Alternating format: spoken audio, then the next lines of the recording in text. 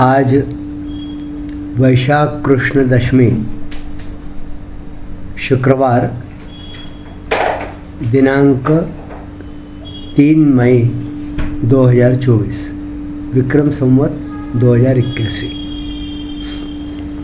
श्रीमद् भगवद गीता के 10वें अध्याय का 22वें श्लोक का विवेचन आज हम देखते हैं। वेदानां सामवेदोऽस्मि देवानामस्मि वासवः इंद्रियाणां मनश्चास्मि भूतानामस्मि चेतना। मैं वेदों में सामवेद हूँ, देवताओं में इंद्र हूँ, इंद्रियों में मन हूँ और प्राणियों की चेतना हूँ। यह विभूति योग है। भगवान ने विविध विभूतियों का वर्णन पूर्व में भी किया है, अभी और विभूतियों का वर्णन आगे हो रहा है। वेदानां सामवेदोऽस्मि, वेदों की जो ऋचाएँ स्वर सहित गाई जाती हैं उनका नाम सामवेद है। सामवेद में इंद्र रूप से भगवान की स्तुति का वर्णन है, इसलिए सामवेद भगवान की विभूति है। देवानामस्मि वासवः, सूर्य चंद्रमा आदि जितने भी देवता है उन सब में इंद्र मुख्य है और सबका अधिपति है, इसलिए भगवान ने उसको अपनी विभूति बताया है।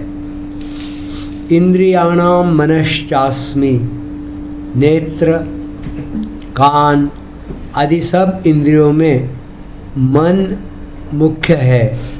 सब इंद्रियां मन के साथ रहने से मन को साथ में लेकर ही काम करती हैं। मन साथ में न रहने से इंद्रियां अपना काम नहीं करती। यदि मन का साथ न हो तो इंद्रियों के सामने विषय आने पर भी विषयों का ज्ञान नहीं होता। मन में यह विशेषता भगवान से ही आई है, इसलिए भगवान ने मन को अपनी विभूति बताया है। बहुत बार काम करते रहते हैं और मन कहीं छिटक जाता है, भाग जाता है, तो वह काम करते हुए भी बोध नहीं रहता, अरे मैं कहाँ चला गया था, ऐसा होता है। तो जब तक उस इंद्रिय के साथ मन नहीं लगता, आंखों से भी। भैया जी आपका माइक ना म्यूट हो गया है, आप उसको अनम्यूट कर लीजिए प्लीज। जी, तो Recording in progress. तो मन जब तक इंद्रिय के साथ नहीं जुड़ता तब तक उस कार्य का, सुनने का, देखने का बोध नहीं होता। इसलिए मन सभी इंद्रियों में श्रेष्ठ है। इसलिए भगवान कहते हैं इंद्रियाणां मनश्चास्मि, मैं सभी इंद्रियों में मन हूँ। उसको अपनी विभूति भगवान ने बताई है। भूतानामस्मि चेतना, संपूर्ण प्राणियों की जो चेतना शक्ति, प्राण शक्ति है, जिससे मरे हुए आदमी की अपेक्षा सोए हुए आदमी में विलक्षणता दिखती है, उसे भगवान ने अपनी विभूति बताया है। इन विभूतियों में जो विशेषता है वह भगवान से ही आई है, इनकी स्वतंत्र विशेषता नहीं है। अगला श्लोक, रुद्राणां शंकरश्चास्मि वित्तेषो यक्षराक्षसां वसूनां पावकश्चास्मि मेरुः शिखरिणामहम्। रुद्रों में शंकर और यक्ष राक्षसों में कुबेर मैं हूँ। वसुओं में पावक अर्थात अग्नि और शिखर वाले पर्वतों में मेरु मैं हूँ। रुद्राणाम शंकरश्चास्मि, हर, बहुरूप, त्र्यंबक आदि 11 रुद्रों में शंभु अर्थात शंकर सबके अधिपति हैं। ये कल्याण प्रदान करने वाले और कल्याण स्वरूप हैं, इसलिए भगवान ने इनको अपनी विभूति बताया है। वित्तेशो यक्ष रक्षसाम, कुबेर यक्ष तथा राक्षसों के अधिपति है और इनको धनाध्यक्ष के पद पर नियुक्त किया गया है। सब यक्ष राक्षसों में मुख्य होने से ये भगवान की विभूति हैं। वसूनाम पावकश्चास्मि, धर, ध्रुव, सोम आदि 8 वसुओं में अनल अर्थात पावक अग्नि सबके अधिपति है। ये सब देवताओं को यज्ञ की हवि पहुंचाने वाले तथा भगवान के मुख हैं, इसलिए इनको भगवान ने अपनी विभूति बताया है। मेरु शिखरिणामहम, सोने, चांदी, तांबे आदि के शिखरों वाले जितने पर्वत हैं उनमें सुमेरु पर्वत मुख्य है। यह सोने तथा रत्नों का भंडार है, इसलिए भगवान ने इसको अपनी विभूति बताया है। इस श्लोक में जो 4 विभूतियां कही है उनमें जो कुछ विशेषता महत्ता दिखती है वह विभूतियों के मूल रूप परमात्मा से ही आई है। अतः इन विभूतियों में परमात्मा का ही चिंतन होना चाहिए। 24वां श्लोक। पुरोधसांच मुख्यं मां विद्धि पार्थ बृहस्पतिं, सेनानीनामहं स्कंदः सरसामस्मि सागरः।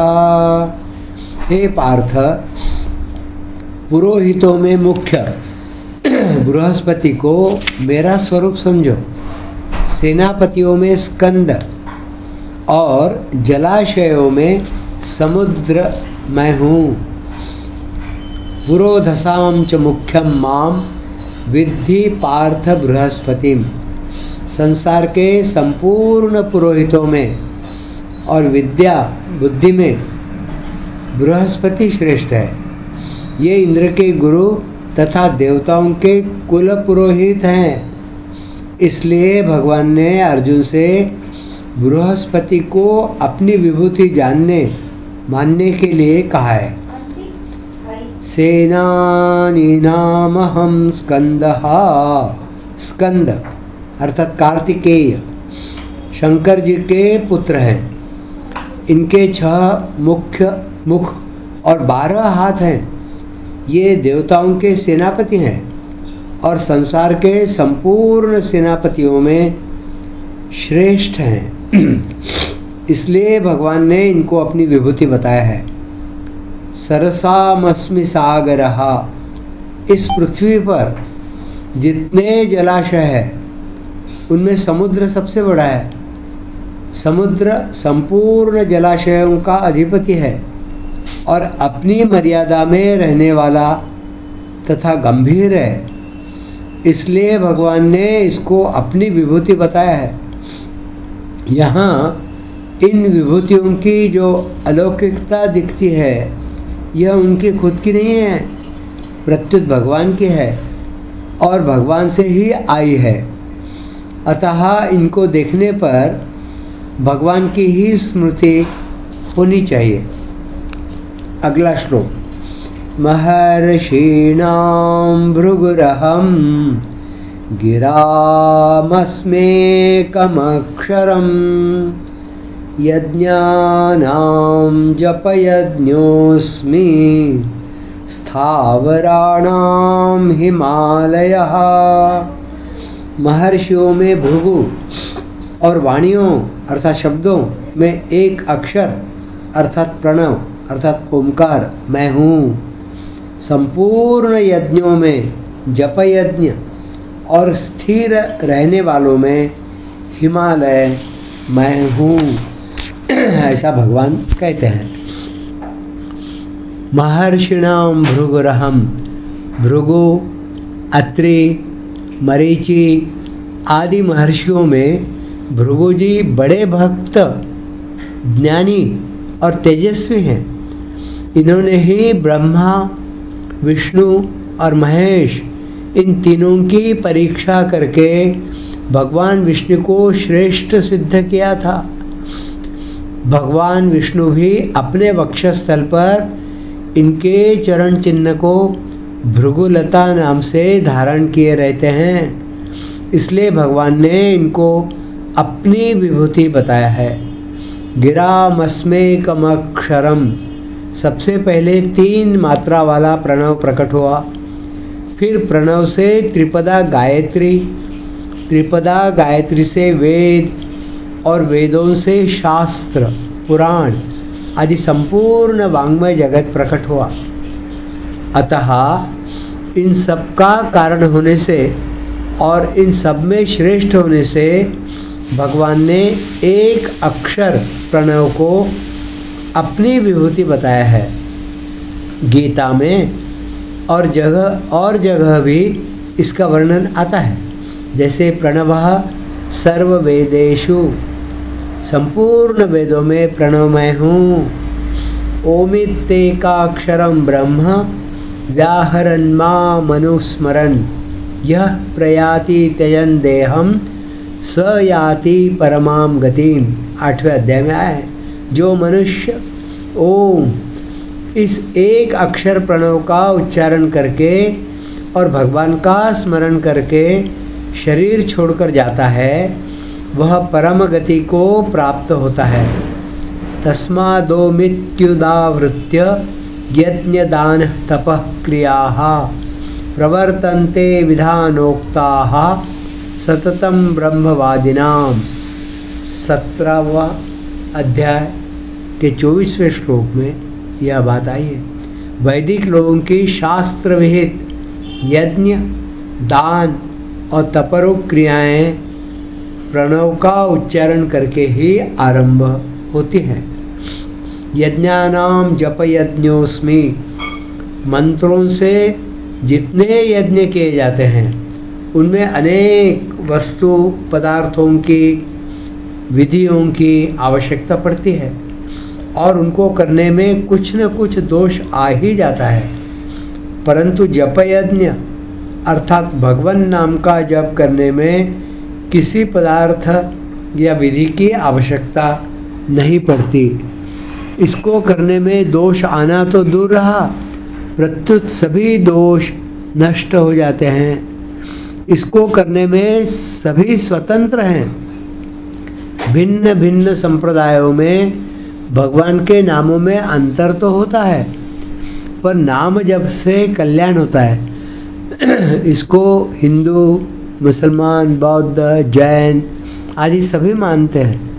इसलिए भगवान ने जप यज्ञ को अपनी विभूति बताया है। स्थावराणाम हिमालयः, स्थिर रहने वाले जितने भी पर्वत हैं उन सब में हिमालय तपस्या का स्थल होने से महान पवित्र है और सबका अधिपति है।